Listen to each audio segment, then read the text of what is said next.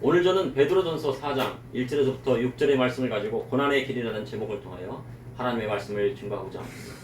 세상을 살다 보면 육체적인 고난이 올 때가 있습니다. 땀을 흘리고 육체적으로 힘든 노동을 해야 살아갈 수 있는 때가 있습니다. 그런데 사람들은 육체적으로 힘든 일보다 편한 일을 골라서 하려고 애를 씁니다.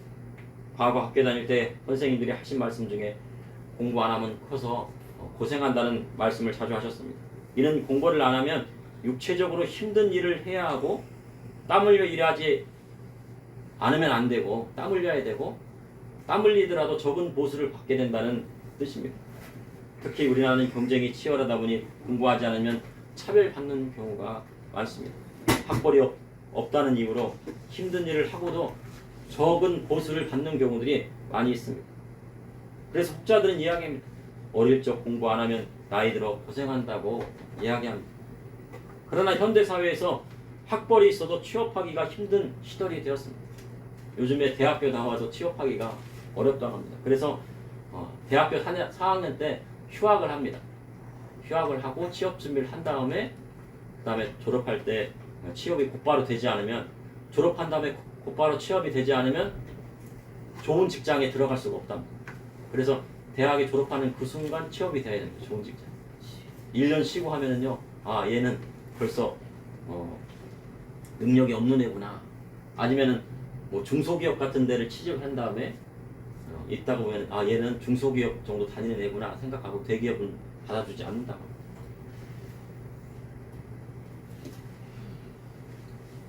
실력이 있어 취업을 했다고 해도 그런데 실력이 있어서 취업을 했다고 해도 40대에 퇴직을 당하는 사람들이 많이 있고 50대 초반에도 직장을 잃는 경우가 속출하고 있습니다. 이렇게 일찍 퇴직하면 재취업의 시장에 가려고 합니다. 그런데 재취업을 하려고 하면 학벌이나 학력을 떠나서 힘든 일을 해야 살 수 있습니다.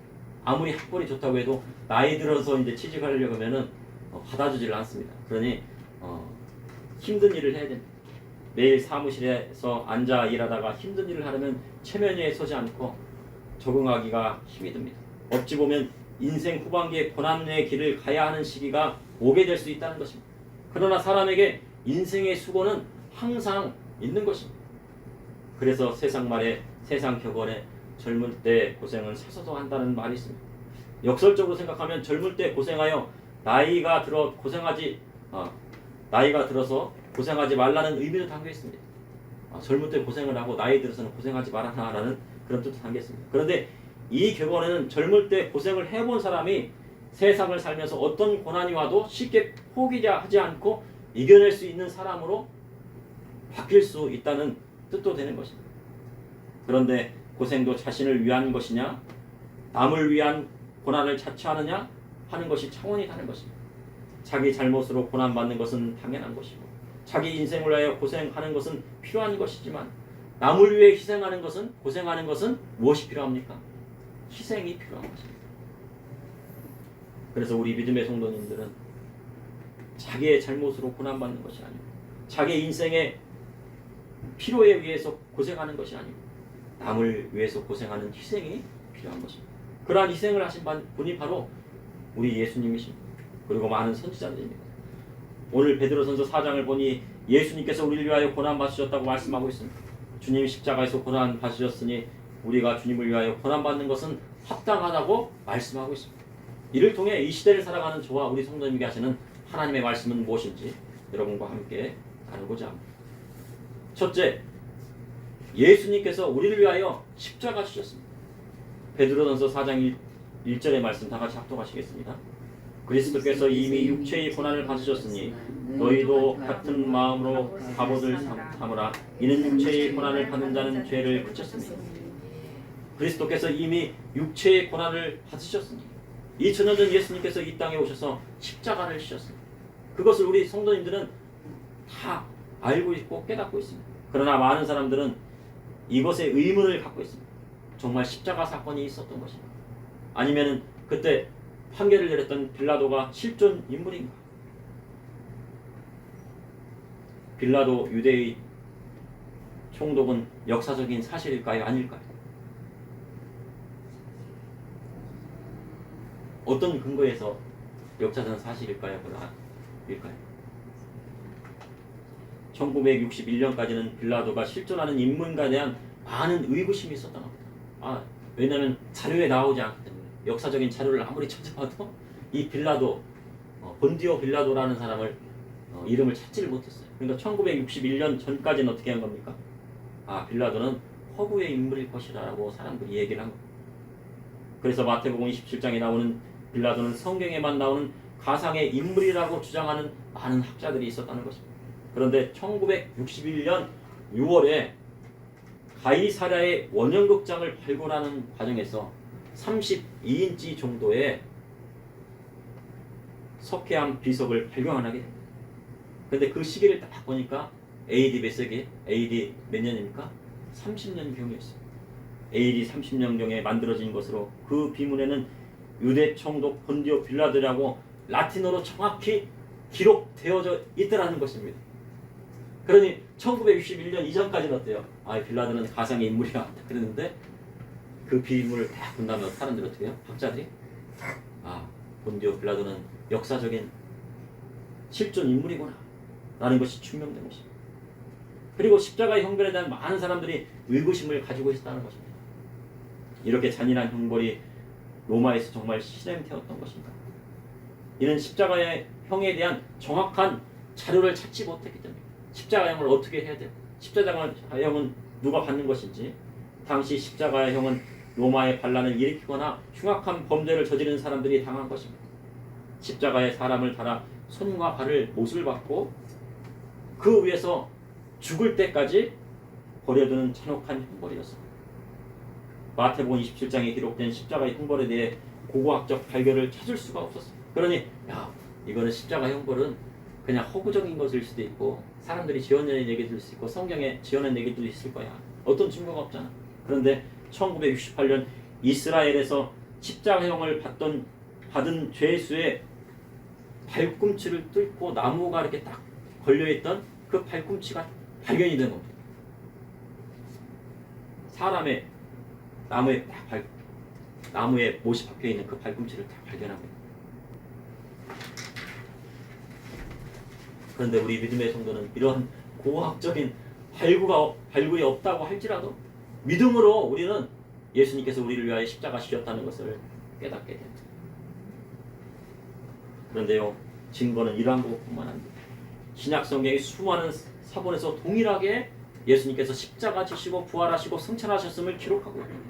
사도 바울은 예수님의 부활에 대한 증인으로 500의 형제에게 일시에 보이셨다고 말씀하고 있습니다. 예수님께서 십자가에 달려 돌아가신 것은 많은 증거와 기록을 통해 사실임이 증명되는 것입니다. 사도 베드로는 이렇게 그리스도께서 이미 육체의 고난을 받으셨으니 너희도 같은 마음으로 갑옷을 삼으라 하셨습니다. 같은 마음으로 갑옷을 삼으라. 이는 예수님께서 십자가 지시고 고난 받으신 것처럼 너희도 고난 받기를 두려워하지 말라 하신 것입니다. 그리하려면 어떻게 됩니까? 고난 받기를 두려워하지 않으면 어떻게 돼요? 그리스도와 같은 마음으로 갑옷을 삼아야 하는 것입니다. 베드로 사도가 갑옷을 삼으라 한 것처럼 사도 바울은 에베소서 6장을 보면 하나님의 전신갑주를 입으라 하셨습니다. 진리의 허리띠를 띠고 의의 호신경을 띠고 평안의 복음의 신을 신고 믿음의 방패를 가지고 구원의 투를 쓰고 성령의 검을 가지라 한 것입니다. 그럼 이러한 갑옷, 하나님의 전신갑주는 어디에 입어야 합니까? 진짜 투구를 쓰고 갑옷을 입고 창을 들고 그래 어디에 써야 됩니까? 오늘 본문에 나와 있습니다. 마음에 있는지 어디에 입어야 된다고요? 마음에서. 두려움은 어디서부터 옵니까? 마음속에서 두려움이. 담대함은 어디에서 옵니까? 마음에서. 빌립보서 2장 5절에서 8절에 너희는 이 마음을 품으라 곧 그리스도 예수의 마음이니 그는 근본 하나님의 본체시나 하나님과 동등됨을 취할 것으로 여기지 아니하시고 오히려 자기를 비워 종의 형체를 가지사 사람들과 같이 되셨고 사람의 모양으로 나타나사 자기를 낮추시고 죽기까지 포청하셨으니 곧 십자가의 죽으심이라 말씀하셨습니다. 무슨 마음을 품으라고 하십니까? 그리스도 예수의 마음을 품으라고 하십니다. 예수님의 마음은 그 근본은 하나님의 본체로 삼위일체의 하나님이시지만 하나님과 동등됨을 취하지 않으셨습니다. 왜 그러셨습니까? 하나님이신데 하나님과 동등됨을 취하지 않으셨습니다. 자기 백성 즉 하나님의 백성을 구원하시려 이 땅에 종의 형체를 입으시고 십자가에 달려 죽으신 것입니다. 그러니 예수님께서 고난 받으셨으니 우리도 그리스도를 위하여 고난 받는 것을 두려워하지 말아야 됩니다. 우리 주님 도리어 고난 받는 자에게 뭐하라고 하셨습니까? 기뻐하라고 하셨습니다. 마태복음 5장 10절에 11절에 나로 말미암아 너희를 욕하고 박해하고 거짓으로 너희를 거슬려 모든 악한 말을 할 때에는 너희에게 복이 있나니 기뻐하고 즐거워하라. 하늘에서 너희 상이 크니라. 너희 전에 있던 선지자들도 이같이 박해하였느니라. 이와 같이 예수 믿는 사람은 고난당하고 박해받게 되고 있습니다. 믿음의 성도에게 고난이 없고 박해가 없다고 하면 어떻게 된 겁니까? 자신의 신앙을 되돌아봐야 돼요. 점검해봐야 돼요. 나에게 핍박이 없고 나에게 고난이 없다. 내 신앙이 바로 서 있는지 점검해봐야 한다는 거죠. 세상에 나가 빛과 소금의 역할을 다하는 사람은 항상 고난이 오고 박해가 오기만 합니다. 그러나 세상에 나가 세상 풍습을 따라 살면 고난은커녕 죄에 빠진 사람이 되고만 합니다. 그것을 바로 사도 베드로는 오늘 본문의 말씀을 통하여 말씀하고 있는 것입니다. 이는 육체의 고난을 받은 자는 죄를 그쳤습니다. 이는 육체의 고난을 받은 자는 죄를 그쳤습니다. 예수님께서 고난 받으신 것처럼 믿음의 성도도 뭐를 받아야 한다고요? 육체의 고난을 받아야 돼요. 그럼 육체의 고난은 뭡니까? 자기 십자가 지는 거예요. 자기 십자가.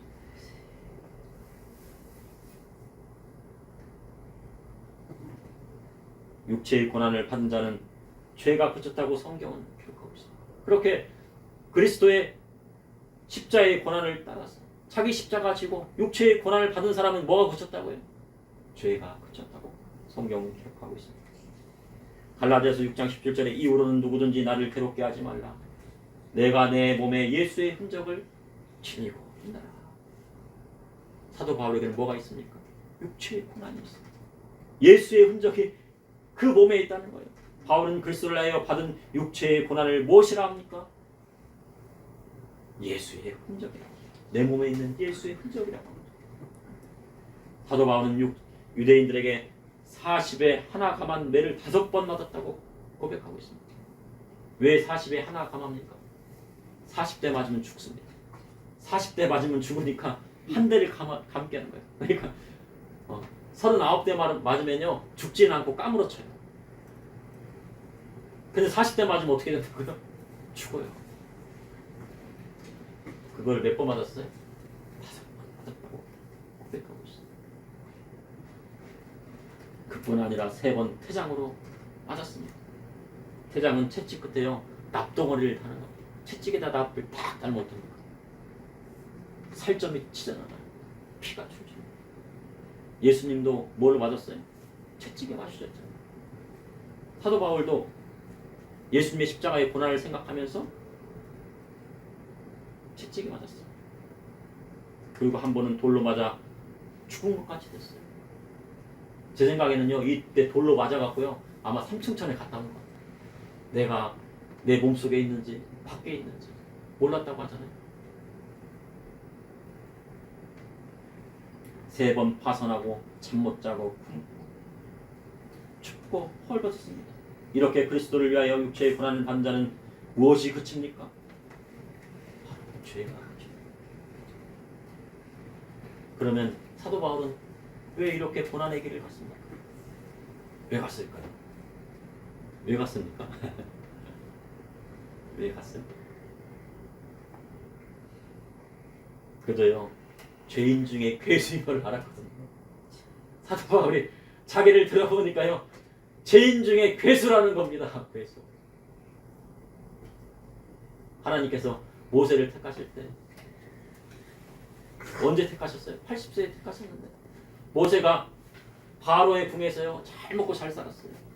그러다가 40대 때 왕자로서 이제 왕에 오를 수도 있는 그런 실정에서 자기 동료들을 자기 동족을 때리는 사람들을 봐서 괴롭히는 애국 사람들을 봤어요. 관원들을 보자 어떻게 했어요? 사람을 죽였어요. 그리고 모래 속에 파묻었습니다. 모세는 어떤 사람이에요? 살인자더라요. 그래서 그를 사용하시기 위해서 어떻게 했습니까? 40년 동안요 미디안 광야에서 고난받게 하셨어요. 사도 바울은 어떤 사람입니까? 스데반 집사님을 죽일 때 돌로 치는 사람들의 옷을 맡고 있어요. 살인 교사예요. 그러니까 살인자라도 똑같은 거예요. 그것도 누구를 죽였어요? 예수님을 잘 믿는 7 집사 중에서 하나인 스데반 집사님을 돌로 쳐서 죽인 거예요. 우리 성도님 중에서 살인자가 있습니까? 살인자 없잖아요. 그렇죠? 얼마나 큰 죄를 졌습니까? 그러니 자기가 그것을 생각하고 육체의 고난받기를요 두려워하지 않았어. 그러니 사도 바울의 죄가 어떻게 됐습니까? 그친 거죠. 그래서 성도는 세상에 나가 죄 짓는 것이 아니라 죄를 위하고 세상을 이겨 빛과 소금의 역할을 다하는 것입니다. 둘째, 주님 십자가 지셨듯이 그분의 제자는 자기 십자가 지고 따르는 사람인 것입니다. 베드로전서 4장 2절에 그 후로는 다시 사람의 정욕을 따르지 않고 하나님의 뜻을 따라 육체의 남은 때를 살게 하려 합니다. 그리스도를 위하여 육체의 고난을 받는 자는 죄를 그쳤음이라 성경은 기록하겠습니다. 그래서 예수님의 십자가의 사랑을 깨닫고 자신도 자기 십자가 지고 주님을 따르기를 원하는 사람은 다시는 사람의 정욕을 따르지 않는 것입니다. 지지난 시간에 에베소서 2장에서 사도 바울은 에베소 성도들이 이전에 이방인이었을 때를 상고시킵니다. 그들이 하나님을 알지 못하고 이방인으로 살 때에는 우상 숭배하고 아데미 신전에 가서 행음했어요. 그래서 그들은 멸망당할 진노의 자식이었습니다. 하나님과 원수된 자들이었습니다. 그럼 그들이 알고 지었을까요? 모르고 지었을까요? 아데미 신상 막 거기 가서 우상 숭배하고 행음하고 알고 지었을까요? 모르고 지었을까요? 에베소 사람 모르고 지었습니다. 그것이 죄라는 것을 모르고 지었어요. 왜 죄라는 것을 몰랐어요? 하나님을 알지 못하니까 그것이 죄라는 것을 몰랐던 거예요. 그러면은 모르고 지은 죄가 큽니까? 알고 지은 죄가 큽니까? 어린이 여러분, 모르고 지은 죄가 커요? 알고 지은 죄가 커요? 그죠? 알고도 지은 죄가 맞았습니다. 알고도 지은 죄가 큰 거예요. 당연히 알고 지은 죄가 큽니다. 죄인 줄 우리 어린이들도 아는 거예요. 죄인 줄 알고 지면 그것은 참으로 정말 악한 거예요. 그러나 모르고 죄를 지으면 하나님이 그것을 깨닫게 하시고 돌이키게 하시고 기회를 주세요. 그런데 알고도 지으면 기회 주십니까? 안 주십니까? 알고도 지으면 어떻게 해요? 알고도 죄 지으면요 심판받는 거예요.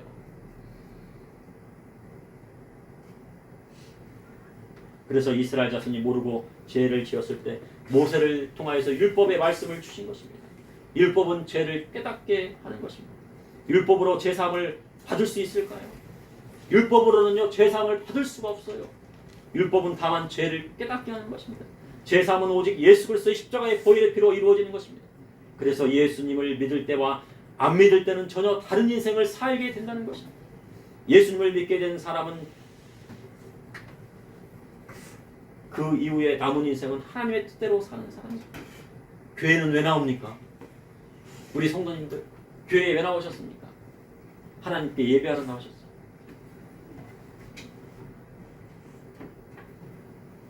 교회는요 하나님의 뜻이 무엇인지 배우고 깨닫는 것이에요.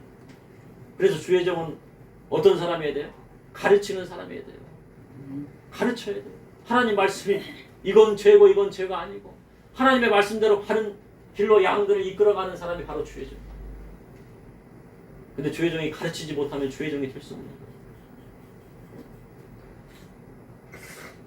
주의종으로 자녀들을 하나님 말씀대로 가르치지 못하면 어찌 주의종이 되겠습니까? 어린아이를 설득하지 못하는데 어찌 어른 성도들을 설득할 수 있겠어요? 주의종은요 설득시키는 거예요. 하나님 말씀대로 갈 수 있다. 그리고 교회는 죄 씻으러 나오는 곳이 아닙니다. 교회가 죄를 씻어주겠다고 한 곳이 어디입니까? 교회가 죄 씻어줍니까? 교회에서 제 씻어주게 한 것은요 어디냐면요 로마 카톨릭 교회에서요 면죄부를 판매해서 죄를 씻어주겠다고 말을 했어요. 근데 그것이 맞는 말입니까? 맞는 말이 아닙니다. 교회는요 죄를 씻어줄 수가 없습니다. 지옥 간 형제라도 헌금함에 땡그랑 소리가 나면 연옥에서 천국으로 간다고요 거짓말을 말했어요. 교회가 죄를 씻어주겠다고 말했습니다. 그럼 죄는 누가 씻어주십니까? 바로 우리 구주 예수 그리스도 한 분만이 죄 씻을 죄 사할 권세가 있으신 것입니다. 베드로전서 4장 4절의 말씀 다 같이 합독하시겠습니다. 4장 3절의 말씀입니다. 너희가 음란과 정욕과 술 취함과 방탕과 향락과 무법한 우상 숭배를 하여 이방인의 뜻을 따라 행한 것은 지나간 때로 축하도다. 베드로 사도는 너희가 하나님을 알지 못하고 모르고 있었을 때 음란과 정욕과 술 취함과 방탕과 향락과 무법한 우상 숭배하는 이방인의 뜻대로 행한 것은 예수 믿지 않을 때로 족하다고 하신 거예요. 모르고 죄 지었을 때로 족하다고 하신 거예요. 이제는 믿음의 성도들이 알잖아요. 음란한 거 죄인 거 알고 정욕에 취하는 거 알고 술 취하는 거 죄인 거 알고 방탕한 것 죄인 거 알고 향락과 무법한 우상 숭배하면 지옥 가는 거 깨닫게 되었잖아요. 예수님 안 믿을 때는 그것이 죄인지 알지 못했으니 그랬을 수도 있다 치는 것입니다. 내가 예수님 믿기 전에 이러한 죄를 지었습니다. 내가 모르고 죄를 지었습니다. 그런데 예수님 믿게 되고 그것이 죄인 것을 알게 되면 어떡합니까? 하나님 앞에 나와 회개하고 돌이키고 새 사람을 입는 거예요. 그러면요 그 회개한 것을 하나님께서 다시 죄라고 하십니까? 용서받았다고. 그것을 사도 베드로는 말씀하고 있어요.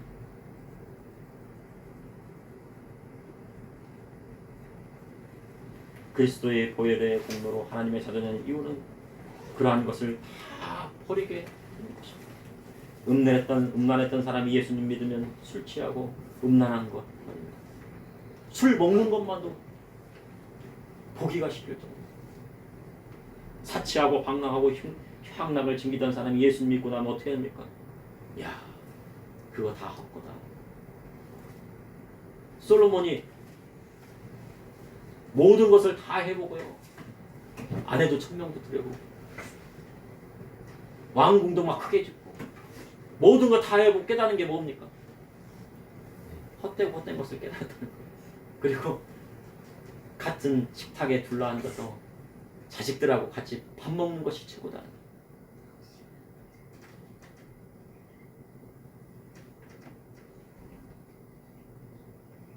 무법한 우상 숭배를 하던 사람이 우상 숭배하지 않고 하나님만 예배합니다. 그러한 이유가 무엇입니까? 예수님을 믿고 따르는 것이 참된 진리임을 깨닫게 되었기 때문입니다. 그런데 이러한 것을 예수 믿지 않는 사람들이 보면 무엇합니까? 믿는 자들을 비방한다고 성경을 기록하고 있습니다. 정말 비방합니까? 안 합니까? 예수 믿는 사람. 성경에 보니까요. 베드로전서 4장 4절에 이러므로 너희가 그들과 함께 그런 극한 방탕에 다름질하지 아니하는 것을 그들이 이상히 여겨 비방하나. 에베소 교회나 고린도 교회나 이런 사람이 있잖아요. 에베소 교회 특히 소아시아 그 지역에 있는 교회들은 어떻게 해요? 우상 숭배 안 하면 어떻게 돼요? 집에서 쫓겨나요. 그 집안에서 가문에서 쫓겨나요. 조합이 있어요. 그 우상 숭배하는 조합. 근데 우상 숭배를 안 하면 어떻게 합니까? 모든 경제적인 것을 못 하게 되는 거예요. 가가지고 저기 물건 하나 못 사요.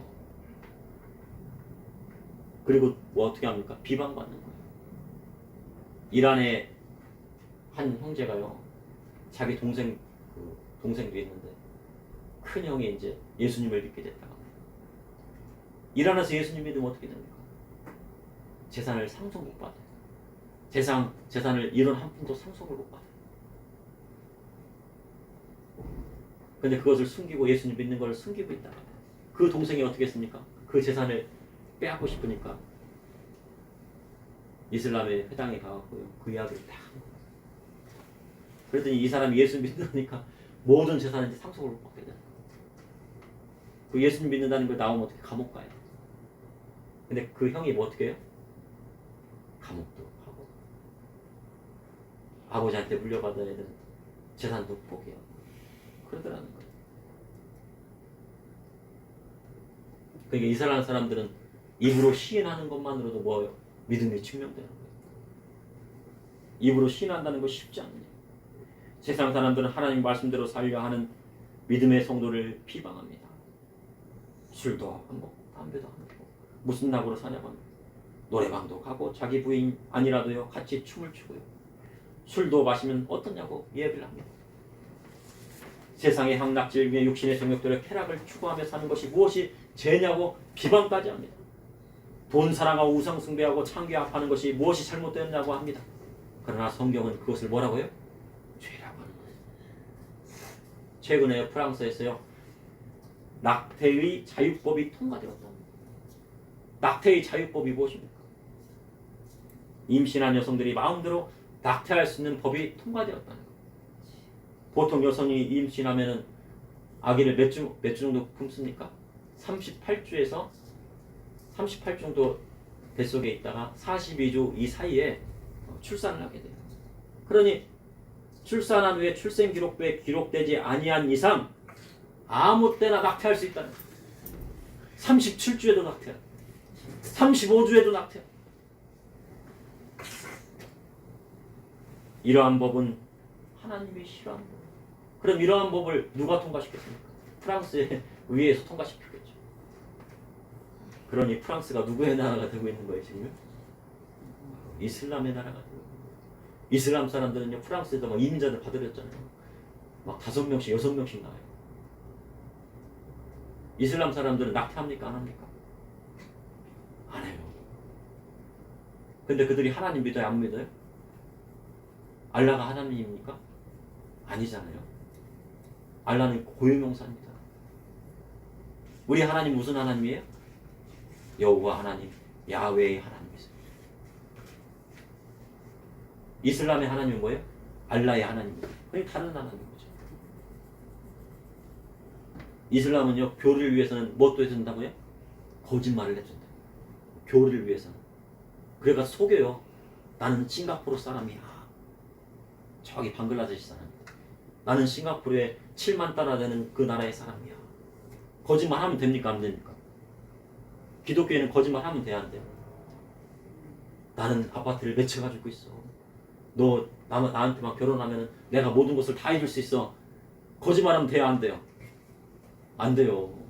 근데 이슬람 사람들은 거짓말 하더라는 거예요. 그래서 어찌 하든 간에 한국 사람하고 결혼해가지고 많이 낳는 거예요. 그래서 그 사람들 다 뭘 만들어요? 이슬람 자녀들을 만들겠다는 거예요. 믿음의 성도는 하나님이 원하시는 뜻이 무엇인지를 항상 분별하는 사람입니다. 셋째 다시 오실 주님께서 고난의 길을 간 성도의 눈물을 닦아주십니다. 베드로서 4장 5절에 그들이 산자와 죽은 자를 심판하시기로 예비하신 이에게 사실대로 구하리라. 예수님을 믿는 자는 핍박하고 하나님 말씀대로 살기를 원하는 성도를 비방하는 자는 결국 산자와 죽은 자를 심판하시기로 예비하신 이 즉 세상을 심판하기 위해 다시 오시는 주님 앞에 서서 그들이 행했던 모든 것을 회개하고 정산해야 할 때가 오게 된다는 거예요. 그들이 누굽니까? 그들이 고난받은 성도입니까? 아니면은 이방의 풍습대로 살아간 사람들입니까? 이방의 풍습대로 살아가는 사람들이 산자와 죽은 자를 심판하시기로 예비하신 예수님 앞에 가가지고 사실대로 뭐를 구해야 된다고요? 자기 죄를 다 고해야 돼. 백보자 심판대 앞에서.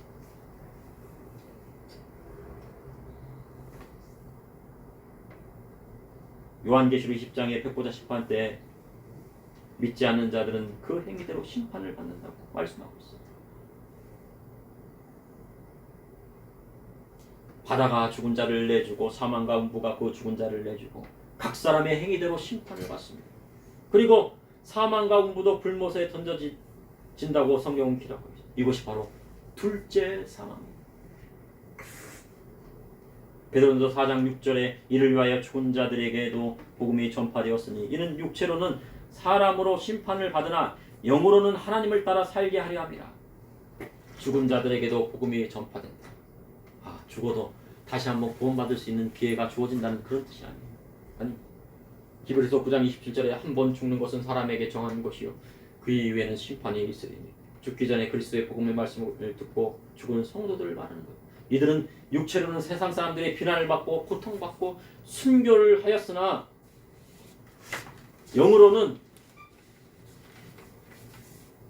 하나님만 따라 살려 하는 사람입니다. 요한계시록 20장 4절에 또 내가 보좌들을 보니 거기에 앉은 자들이 있어 심판하는 권세를 받았더라. 내가 보니 예수를 증언함과 하나님의 말씀 때문에 목배임을 당한 자들의 영혼들과 또 짐승과 그의 우상에 경배하지 아니한 자들이 살아서 그리스도와 더불어 1000년 동안 왕노릇하리니. 1000년 동안 왕노릇하는 사람들은 누구입니까? 우리 성도님들이십니까? 누구입니까? 성경에 보니까 바로 예수님을 증언하고 하나님 말씀 때문에 목배임을 당한 영혼이라고 성경 기록하고 있습니다. 그리고 짐승과 그의 우상에 경배하지 아니한 자들이라고 그들이 천년왕국에 들어간다고 말씀하고 있습니다.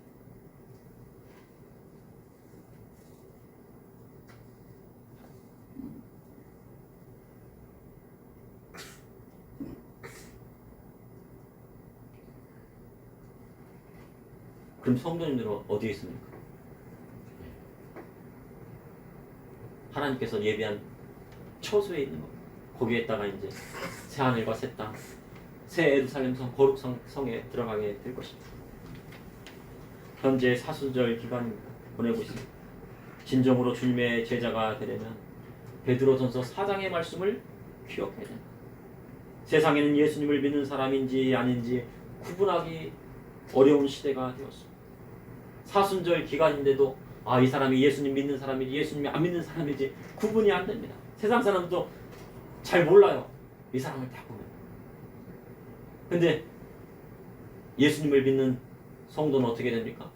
그리스도의 향기가 나요. 이 사람은 다 뭔가 다르다. 보니까 이 사람은 말하지 않아도 교회 다니는 사람인 것 같다. 저 교회 다니면 그렇게 자랑할 필요 없어요. 그리스도의 향기만 나면요, 이 사람이 교회 다니는지 안 다니는지요, 세상 사람이 다 알게 됩니다.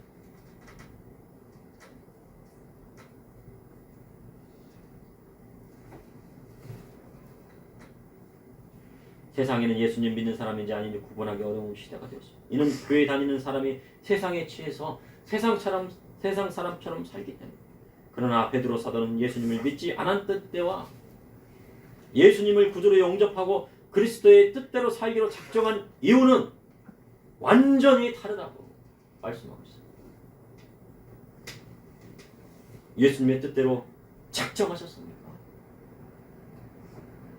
우리 여러분, 예수님 믿기로 작정했어요? 예수님 뜻대로 살기로 작정했습니까? 아멘? 아멘 했으면 이제 새로워져요. 이 시간부터 새로워져요. 에베소서 4장 22절에서 24절에 너희는 유혹의 욕심을 따라 썩어져가는 구습을 따르는 옛사람을 벗어버리고 오직 너희의 심령이 새롭게 되어 하나님을 따라 의와 진리와 거룩함으로 지으심을 받은 새 사람을 이루라. 그러니 2024년 사순절 기간을 통해 그리스도의 말씀처럼 새 사람이